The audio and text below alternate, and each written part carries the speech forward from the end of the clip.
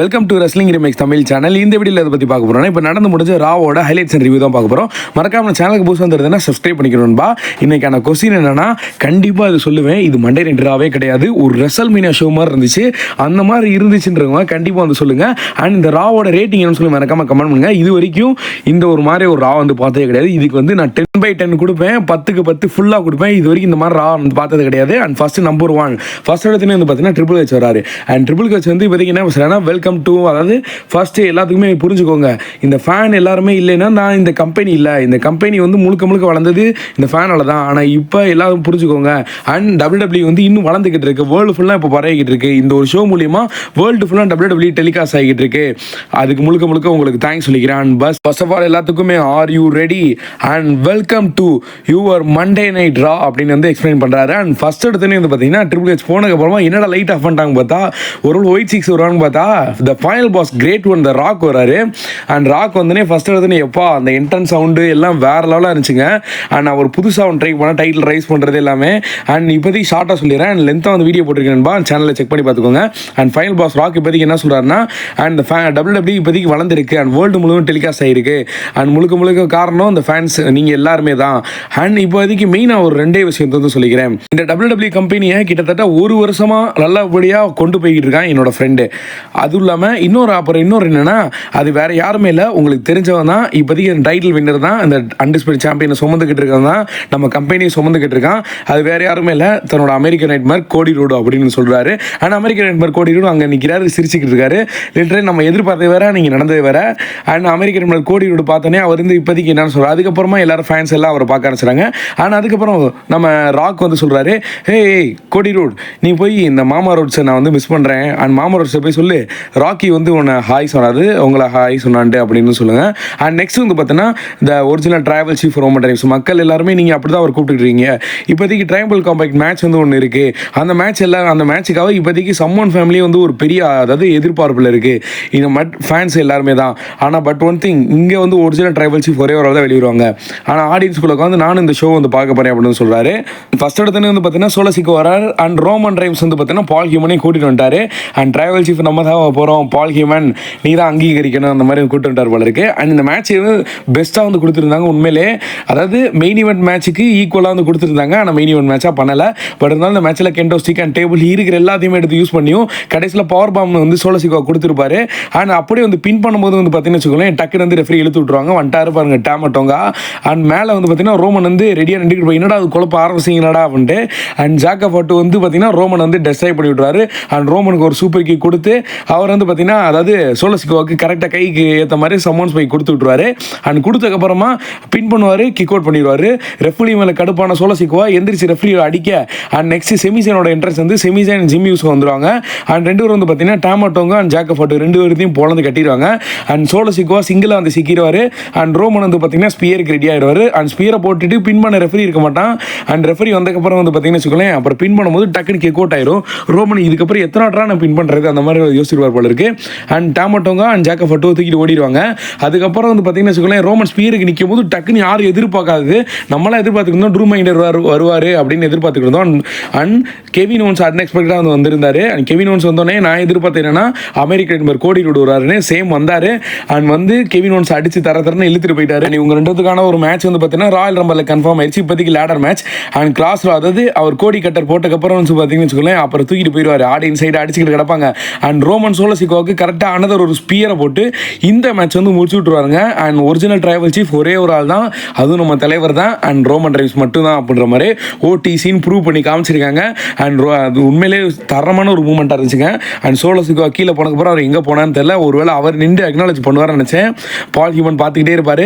And ball human அந்த ஊலாஃபால கையில் வச்சுட்டு நின்று இருப்பார், ஃபீல் பண்ணிக்கிட்டு ரோமன் உன்னோட திருப்பி வந்துருச்சு அந்த மாதிரி வந்து. அண்ட் அதுக்கப்புறம் பார்த்தா பின்னாடி திருப்பி பார்த்தா பின்னாடி ஏதோ ஒரு ஆள் வந்துக்கிட்டு இருக்காங்க. அண்ட் சர்ப்ரைஸ் எல்லாரும் பார்த்துக்கிட்டு இருப்பாங்க. வேற யாருமே இல்லை, அந்த ஃபைனல் பாஸ் ராக்கு.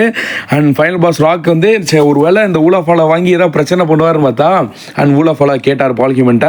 பால் ஹியூமன் கொடுத்துட்டு அண்ட் பால் ஹியூமன் கொடுத்துட்டாரு. அண்ட் கொடுத்தோடனே இந்த சம்மன் ஃபேமிலிக்கு இப்போதைக்கு இந்த ஊலாஃபால தான் ஒரு அங்கீகாரம். அதனால வந்து பார்த்தீங்கன்னா ராக் வந்து ரோமனை அக்னாலேஜ் பண்ணுறாரு. அண்ட் ரோமனுக்கு வந்து அந்த ஒரு மாலையை வந்து போட்டு விடுறாரு. லிட்டரலி அது ஒரு பயங்கரமான ஒரு மூமெண்ட்டாக இருந்துச்சு. கிட்டத்தட்ட ஒரு 10 செகண்டுக்கு ஃபேஸ் டு ஃபேஸ் நிற்பாங்க. நான் அதுக்கப்புறமா ஏதோ பிரச்சனை ஆயிருன்னு நினச்சேன். அண்ட் அதுக்கப்புறம் ராக் வந்து பார்த்தீங்கன்னா ஹேண்ட் ஷேக் பண்ணிட்டு அதை ஹக் பண்ணிட்டு பண்ணிட்டாரு. அண்ட் ராக் வந்து பார்த்தீங்கன்னா இன்னைக்கு வந்து ஒரு ஸ்வீட் மூமெண்ட்டை கொடுத்துட்டு போக தான் வந்திருக்காரு. ராக் நம்ம நினச்ச மாதிரி எந்த ஒரு குழப்பமும் பண்ணலை. ராக் வந்து பார்த்தீங்கன்னா என்ஜாய் பண்ணிட்டு தான் போயிருக்காரு. அண்ட் கோடி சைடு சரி, கோடியை அவர் வந்து வெறுக்கலை. அண்ட் ரோமன் சைடு எந்த மாதிரி பண்ணல. ஒரு வேளை ராக் வந்து மூவி நடிக்க போகிறாருன்னு நினைக்கிறேன். நம்பர் 2 சினேஸ்வரன் தலைவர் ஜான் சினா என்ட்ரன்ஸ் கொடுத்து வராரு. அவர் ரிட்டையர்மெண்ட் டூர் ஆரம்பிக்குது. அண்ட் இன்னைக்கு ஜான் சினா என்ன சொல்கிறாருன்னா, மொத்த க்ரௌடுமே இன்னைக்கு வந்து பார்த்தீங்கன்னா ஒரு லக்கியஸ்ட் பர்சன். அதாவது இந்த ஒரு ஷோவை ஏகப்பட்ட மக்கள் வெளியும் டிவிலையும் அண்ட் இப்போ வந்து ஏகப்பட்ட வேர்ல்டு ஃபுல்லாக இந்த ஒரு ஷோவை பார்த்துக்கிட்டு இருக்காங்க. அண்ட் லக்கியஸ்ட் பர்சன் நீங்கள் மட்டும்தான் இந்த ஸ்டேடியத்தில் உட்காந்து இந்த லைவ் பண்ணி அந்த லைவோட எக்ஸ்பீரியன்ஸ் வந்து நீங்கள் வந்து இப்போ பார்த்துக்கிட்டு இருக்கீங்க. அண்ட் இப்போ ஜான்சினாவோட சிம்பிள் அதை என்ன சொன்னார் சிம்பிளாக சொல்கிறேன். அண்ட் ஃபுல்லாக பக்கம் நம்ம சேனலில் வந்து வீடியோ இருக்கிறேன்பா. அண்ட் ஜான்சினா பற்றிக்கு என்ன சொல்கிறாருன்னா, அண்ட் நம்ம ஏகப்பட்ட நியூஸ் வந்து பார்த்தேன். WrestleMania 41 எந்த மேட்ச் இருக்கும் என்னோட எண்டிங் மேட்ச், ட்ரூவா இல்லை சிஎம் பங்கா இல்லை குந்தரா இல்லை கோடி ரூடா அந்த மாதிரி வந்து சொல்லியிருந்தார். ஆனால் இப்போதைக்கு நீங்கள் எல்லாருமே அதுக்கு பிறகு ஒரு ரூமர்ஸ் போய்கிட்டு இருந்துச்சு. ஜான்சினா வந்து 70 டைம் சாம்பியன் ஆனார். அது வந்து கிடையாது. ஏன்னா நான் வந்து ஃபேன்ஸுக்கு வந்து இப்போதைக்கு உண்மையாக இருக்கேன். அதனால் டேரெக்டாக வந்து சொல்லிடுறேன், அது வந்து வாய்ப்பு நடக்காது அப்படின்னு சொல்லிட்டாரு. ஆனால் அதுக்கப்புறம் என்ன சொல்கிறாரு, அதாவது இப்போ அது ஆனால் அது வரைக்கும் நான் அப்படி தான் நினச்சிக்கிட்டு இருந்தேன். ஆனால் அந்த லைவுக்கு அதாவது இந்த லைவோட எக்ஸ்பீரியன்ஸ் அண்ட் ஃபேன்ஸோட எக்ஸ்பிரஷன் எல்லாத்தையுமே பார்த்துட்டு இப்போ நான் ஒரு முடிவு பண்ணிட்டேன். அண்ட் வரப்போ ராயல் நம்பரில் நான் வந்து லாஸ்ட்டாக இருக்க போகிறேன். அந்த ராயல் நம்பரில் இருக்க போகிறது மட்டும் கிடையாது, அண்ட் வின் பண்ண போகிறேன் அப்படின்னு சொல்கிறாரு. சிஎம் அங்கே எந்த மாதிரி 2023 செக்மெண்ட் பண்ணாரோ அதே மாதிரி வந்து பார்த்தீங்கன்னா ஜான்சினா பண்ணுறாரு. வின் பண்ணி உங்களோட கனவை வந்து நிறைவேற்ற போகிறேன். WrestleMania 41 ஒரு மெயின் ஈவென்ட் ஷோ பண்ணுவேன், அதில் வந்து சாம்பியன்ஷிப்பை வின் பண்ணுவேன் அந்த மாதிரி சொல்லியிருக்காரு. அண்ட் சாம்பியன்ஷிப்பை வின் பண்ணுவார். WrestleManiaல மேட்ச் முடியும் தான் சொல்லியிருக்காரு. சாம்பியன்ஷிப்பை வின் பண்ணுவார். அவர் ஃபேன்ஸ் எக்ஸ்பெக்ட் பண்ண மாதிரி வின் பண்ணுவார்னு நினைக்கிறேன். அண்ட் இதுக்கப்புறம் அவரோட ரிட்டையர்மெண்ட் டூர் வந்து பார்த்தீங்கன்னா தரமாக இருக்க போது அவர் சொல்லிட்டாரு. இந்த ஒரு டூரை ஜாலியாகவே ஸ்டார்ட் பண்ணி ஜாலியாகவே முடிப்போம் அப்படின்னு சொல்லிட்டாரு. அண்ட் நெக்ஸ்ட் நம்பர் 3 என்னன்னா, மாமி ரியா ரெஃப்ரி வர்சஸ் லிவ் மார்கனுக்கான ஒரு லாஸ்ட் உமன் ஸ்டாண்டிங் மேட்ச். இந்த மேட்சை பொறுத்தளவுக்கு வந்து பார்த்தீங்கன்னா வச்சுக்கோங்களேன், அப்பப்போ டிஸ்ட்ரக்ஷன் நடக்கும். அதே மீறி ரியா ரெப்லி இந்த மேட்ச் வந்து அசால்ட்டாக அதாவது க்ளீனாக வந்து முடிச்சு விட்ருவாங்க. இந்த மேட்ச்சில் எந்த ஒரு அதாவது லாஸ்ட் உமன் ஸ்டாண்டிங் மேட்ச்சில் ரியா ரெப்லி வந்து பார்த்தீங்கன்னா இந்த மேட்ச்சை வின் பண்ணக்கப்புறமா என்ன நடக்கும்னா, அதாவது ரிங் சைடு அதாவது ரிங்கை விட்டு அந்த என்ட்ரன்ஸ் சைடு போனதுக்கப்புறமா அமெரிக்கன் பேடஸான அண்டர்டேக்கர் வந்து வந்துட்டார். எப்போ அந்த பைக்கில் வந்து பழைய அதாவது நான் வந்து இதை எக்ஸ்பெக்ட் பண்ணலை. நீங்கள் எல்லாரும் நேற்று வந்து லைவில் கேட்டிருந்தீங்க அண்டர்டேக்கர் வருவாருன்ட்டு. ஆனால் இந்த மாதிரி ஒரு வாரம் நான் எதிர்பார்க்கல. அண்ட் பைக் எடுத்து சுற்றிட்டு அந்த புல்லட் பைக்கில் லிட்டரலி அது ஒரு பயங்கரமான மூமெண்ட்டு. இந்த பழைய அண்டர்டேக்கர் மூமெண்ட்லாம் ஞாபகப்படுத்திருக்கும் கண்டிப்பாக எல்லாத்துக்குமே. இது ரா ட்ரிபிள் எக்ஸ்க்கு அப்புறம் இப்போ திரும்பி வந்திருக்காரு. அண்ட் அதுக்கப்புறம் ரியா ரெப்லிட்ட இங்கே வாமா பக்கத்தில் நான் சொல்லும் போது கரெக்டாக கையை தூக்கு அப்படின்னு வந்து அந்த மாதிரி தான் நடந்துச்சுன்னு நினைக்கிறேன். அண்ட் ரியா ரெப்லி வந்து சொன்ன மாதிரி கை தூக்குவாங்க. அதுக்கப்புறம் காதில் வந்து நான் அப்போ சொல்லும் போது முறைச்சிட்டு திரும்பி பாருமா அப்படின்னு சொல்லுவார் போல அண்டர்டேக்கர். அண்ட் அந்த மாதிரி தான் திரும்பி பார்த்துருந்தாங்க. உண்மையிலே இந்த மூமெண்ட் வந்து பண்ணி வந்து நான் ட்ரை பண்ணியிருக்கேன். அண்ட் சிரிப்பு வந்துச்சா இல்லையா சொல்லுங்கள். அண்ட் லிட்டரலி ரியா ரெப்லி வந்து பார்த்தீங்கன்னா அகைன் வந்து சாம்பியன் ஆகிட்டாங்க. நியூ இயர் வந்து ஸ்டார்ட் ஆக போகுது. அப்புறம் பேக் ஸ்டேஜில் வந்து பார்த்தீங்கன்னா சாட் கேபிள் பேசுகிறாரு. அடம் ஃபேஸ் இப்போதைக்கு வந்து பார்த்தீங்கன்னா எனக்கு வந்து ஒரு பிகஸ்ட் மேட்ச் தரப்போகிற அடுத்த ஒரு ஆள். ஏன்னா இப்போதைக்கு நான் ஓட்டிஸோட ஃபேமிலியை முடிச்சிட்டேன். அதனால வந்து பார்த்தீங்கன்னா நீ எனக்கு சிம்பிள் மேட்ச்லாம் கொடுக்கக்கூடாது, ஒரு சாம்பியன்ஷிப் புஷ் கொடுக்கணும் அப்படின்னு. அடுத்த வாரம் நடக்க போகிற மேட்ச்சில் உனக்கு மிஸ்டேக் பண்ணிருக்காங்க, கண்டிப்பாக மிஸ் பண்ணிடாதா அப்படின்னு சொல்லும்போது ஃபைனல் பாஸ் ராக் வந்து பார்த்தீங்கன்னா பேக் ஸ்டேஜில் ட்ரிபிள் ஹெச் மீட் பண்ணி ஹக் பண்ணுறாரு. அது போக டிராவல் சீஃப் ரோமன் ரைம்ஸ் அவரை ஹக் பண்ணுறாரு. அண்ட் ஏதோ குடிச்சிக்கிட்டு இருக்காரு. அமெரிக்கன் நைட்மேர் கோடி ரூடா ஹக் பண்ணி வந்து பேசுகிறாரு. அண்ட் லிட்டரலி இந்த மூமெண்ட் நல்லா இருந்துச்சு. அதாவது ராக் வந்து இப்போதைக்கு ஃபேஸாக இருக்காரு. அண்ட் வந்து அது க்ளீனாக வந்து முடிச்சு போயிட்டார், எந்த ஒரு டிஸ்ட்ரக்ஷன் இல்லாமல். அதுக்கப்புறம் நாளைக்கு நடக்க போகிற NXT லைவ் இருக்குது, அதை மிஸ் பண்ணிடுறாங்க நண்பா அப்படின்னு சொல்லிட்டாரு. அண்ட் சேம் நானும் தான். Number 4 main event Jey Uso versus Drew மேக்கின்டையருக்கான ஒரு மேட்ச் வந்து நடக்குது. இந்த மேட்சை பொறுத்தளவுக்கு வந்து பார்த்தீங்கன்னா main event Jey Uso entrance wise மிரட்டி விட்டாங்க. ட்ரோன் வச்சுலாம் வித்த கட்டினாங்க, தரமாக இருந்துச்சு. அண்ட் இந்த மேட்ச்சில் என்னன்னா லாஸ்ட் எண்டிங்கில் எவ்வளோ பெர்ஃபார்மன்ஸ் கொடுத்தாலும் லாஸ்ட்டாக ட்ரூ மேக்கின்டையர் கிளைமர் கொடுக்கும்போது மெயின் ஈவென்ட் ஜே உசோ ரோல் அப் பண்ணி இந்த மேட்ச் வந்து க்ளீனாக வந்து முடிச்சு விட்டுருவாரு. அண்ட் இதுக்கப்புறம் இந்த வாரம் எனக்கு தெரிஞ்சு இதுக்கப்புறமும் கண்டினியூ ஆக தான் போகுது. அண்ட் மெயின் ஈவென்ட் ஜே உசோ கரெக்டாக வந்து மைண்டை யூஸ் பண்ணியிருக்காரு நண்பா. அண்ட் இந்த மேட்ச் வந்து நல்லா இருந்துச்சு. உண்மையிலே நீங்கள் மிஸ் பண்ணிடுறாங்க. உண்மையிலே மெயின் ஈவென்ட் ஜே உசோவை எதுக்காக மேட்ச் வச்சாங்கன்னு இப்போ தான் தெரியுது. அண்ட் ட்ரோன் வச்சு என்ட்ரன்ஸ் சைஸில் மிரட்டி விட்டாங்க. அண்ட் நெக்ஸ்ட் வந்து பார்த்தீங்கன்னா நியூ டே வந்து பேக் ஸ்டேஜில் பேசுகிறாங்க. அது என்னடா காஃபி முடுக்கட்டி நான் விட்டீங்க. அண்ட் இவங்கெல்லாம் வந்து இப்போதைக்கு இந்த பிகியோட செக்மெண்ட்டை தான் அகைன் பேசுகிறாங்க. அண்ட் இவங்க அதுக்கப்புறம் வந்து பார்த்தீங்கன்னா நியூ டே துரத்திட்டு இவங்கெல்லாம் வந்து என்ஜாய் பண்ணிக்கிட்டு இருக்காங்க. அண்ட் பேக் ஸ்டேஜில் இன்னொரு விஷயம் நடக்குது.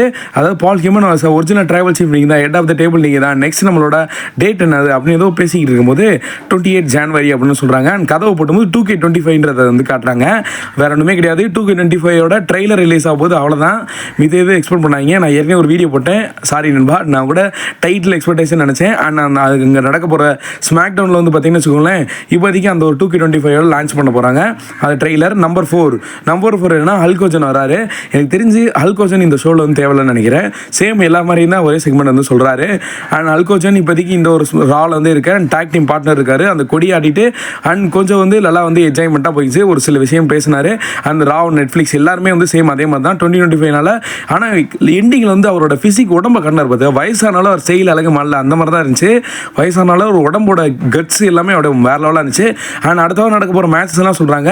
சீமஸ் வர்சஸ் லூக்ரி கேசினான மேட்ச் நடக்குது. டாமினி வர்சஸ் ஃபின் பாலருக்கான ஸ்ட்ரீட் ஃபைட் மேட்ச் இருக்குது. அண்ட் ரொம்ப நாள் கட்சி வந்து பார்த்தீங்கன்னா ஸ்டெப்னி மிக்மேனை பார்க்குறோம். அது உண்மையிலே வந்து குட் மேனேஜர். பழைய செக்மெண்ட்லாம் பார்த்தீங்கன்னா மிரட்டி விட்டுரும். ஃபைனலி மெயின் ஈவெண்ட் வந்து பார்த்தாச்சுங்க.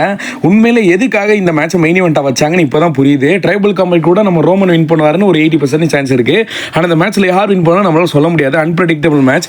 அந்த அளவுக்கு இந்த மேட்ச் எந்த அளவுக்கு பெஸ்ட்டாக கொடுக்குமோ அந்த அளவுக்கு கொடுத்தாங்க. உண்மையிலே பயங்கரமாக பண்ணிட்டாங்க. அந்த கமெண்ட்ரி டேபிள்லாம் இப்போ இருக்க கமெண்ட்ரி டேபிள் கண்டிப்பாக உடையாது. அதாவது கிளாஸ் மாதிரி ஏதோ போட்டு பண்ணி வச்சிருக்காங்க. கண்டிப்பாக நீங்கள் நினைக்கிற மாதிரி பழைய கமெண்ட்ரி டேபிள் மாதிரி அட்டை பாக்ஸ் கிடையாது. அண்ட் இது எந்த அளவுக்கு இன்ஜூர் ஆகிருக்கு, அதாவது செத்ரான்ஸ் எல்லாம் நீ இன்ஜூர் ஆகிருக்கு இந்த ஒரு கமெண்ட்ரி டேபிள்.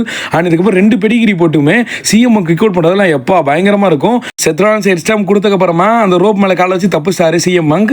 இதுக்கப்புறம் என்ன ஆகும், டாப் ரோப்பில் வச்சு வந்து பார்த்தீங்கன்னா ஒரு சூப்பர் சூப்ளெக்ஸ் போடுவார்.